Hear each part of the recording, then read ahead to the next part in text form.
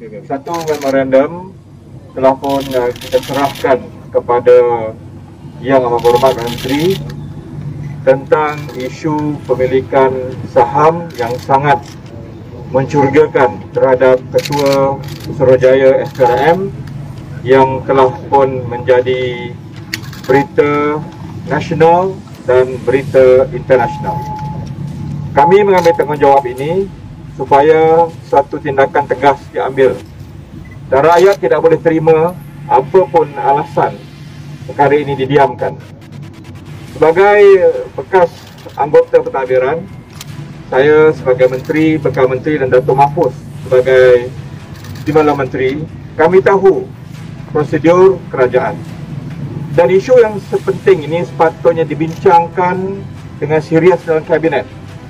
Dan di masa kami dahulu, banyak perkara-perkara tentang isu pejabat awam ini yang kita bincang dan kita ambil tindakan.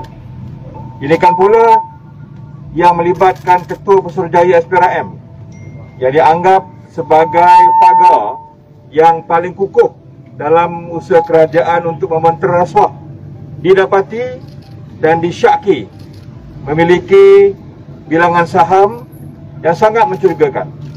Jadi ini tidak boleh kita terima dan saya harap suatu jawatankuasa khas ataupun suatu Suruhanjaya Diraja mesti ditubuhkan dengan segera dan dengan mengambil dan melantik pegawai ataupun bekas pegawai kerajaan yang ada integriti dan wibawa untuk menyiasat kes ini.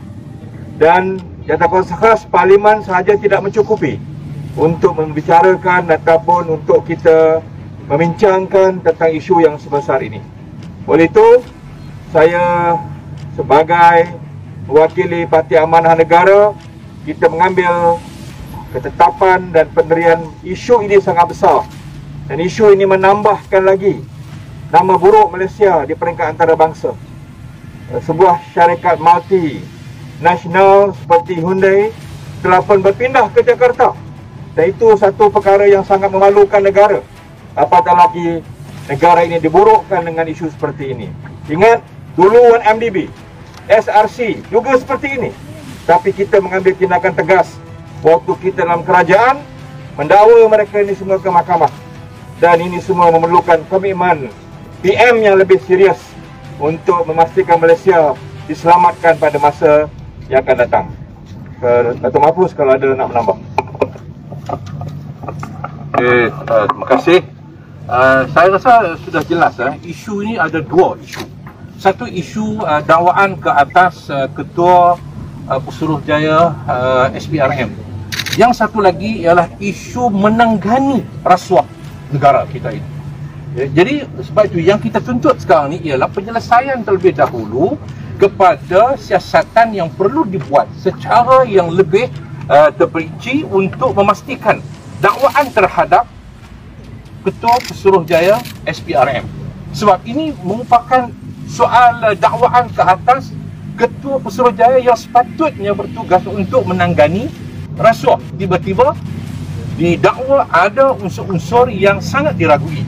Satu, pemilikan 1.9 juta saham. Yang keduanya ialah dari kalau betul, kalau benar dia memiliki, daripada mana wang yang dia perolehi untuk dia membeli dan mendapatkan saham. Ini merupakan satu perkara yang perlu bukan sekadar mendengar penjelasan daripada Ketua Pusuruhjaya SPRM. Kalau sekadar kita dengar penjelasan daripada beliau, benar kita puas hati. Ramai orang kata puas hati, bermakna kita tutuplah polis, tutuplah mahkamah, tak ada lah AG. Jadi siapa-siapa yang didapati bersalah, panggil, tangkap, hang beritahu, hang ambil tak ambil, hang buat tak buat. Tak, sumpah aku tak buat. Jadi cukup lah. Tak payah ada polis, tak payah ada mahkamah.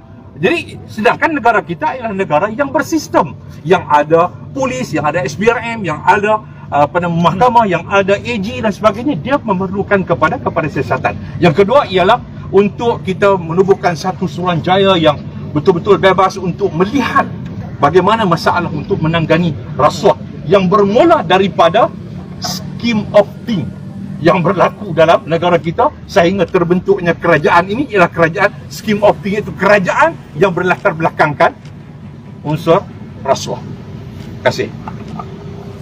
Dan sebagai akhir, saya harap kenyataan beliau yang hanya agung saya yang boleh ambil tindakan pada beliau. Saya harap jangan bersandar, jangan bergayut di pagar istana, memalukan negara. Jangan bergayut di pagar istana. Semua orang pun, termasuk kami penjadi menteri dulu, kita angkat sumpah depan Yang di-Pertuan Agong. Mana-mana yang tidak betul, let the law set its course. Bukan bergayut di pagar istana. Dan YDPA pun mesti mengambil. Say something, tuanku. Say something. Something is rotten in the state of Denmark. Saya nak ulang lagi sekali. Terima kasih. Okey. Kalau ada soalan? Ada soalan? Kira-kira. Okey. Thank you very much. Okey, kalau tak ada, kita ucapkan jutaan terima kasih kepada teman-teman dan juga rakan-rakan media dan juga kepada semua pihak polis yang terlibat yang telah memberikan kerjasama yang terbaik kepada kami daripada Parti Amanah Negara. Terima kasih. Assalamualaikum warahmatullahi wabarakatuh. Salam sejahtera, selamat petang. Terima kasih.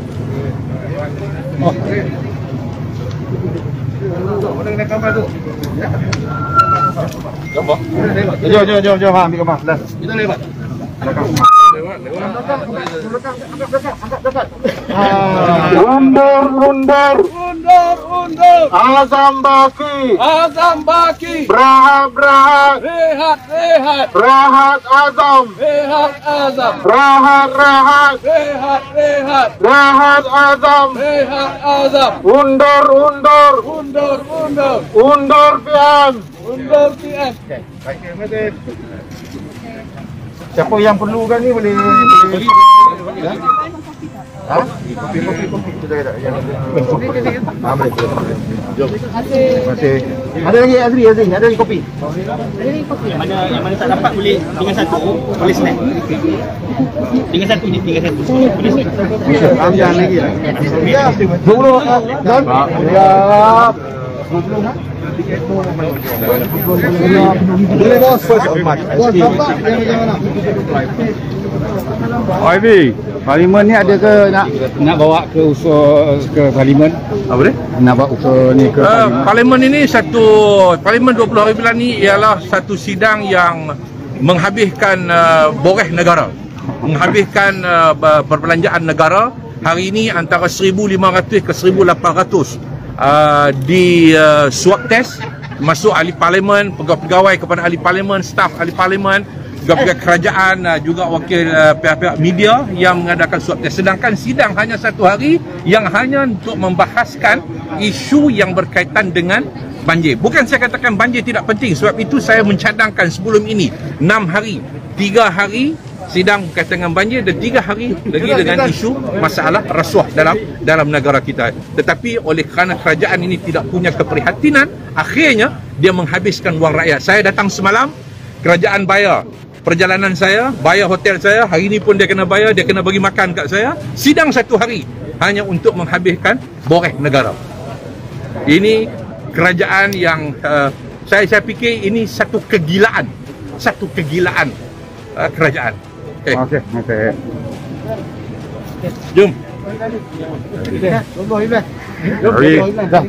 Ada apa nak komen tentang Parlimen 16 Februari baru ni, tentang Parlimen yang membincangkan. Walaupun sesi Parlimen akan datang ini pada 20 Februari adalah sidang khas, tetapi kita tetap akan membawa isu rakyat dan juga isu yang melibatkan banjir, isu pembalakan, isu alam sekitar, isu perparitan yang sangat diabaikan. Di samping termasuk juga isu Ketua Pusujaya Azam Baki yang tidak mungkin kita tidak bawa dalam persidangan ini, walaupun sidang itu hanya nak bincang hanya banjir sahaja. Banjir dah telah berlaku, perkara yang telah berlalu, tetapi kesan banjir, sebab banjir dan mereka yang terlibat dalam pembalakan, perparitan, alam sekitar, jawapan menteri yang hanya sambil lewa, ini semua akan kita bawa ke dalam sidang Parlimen. Dan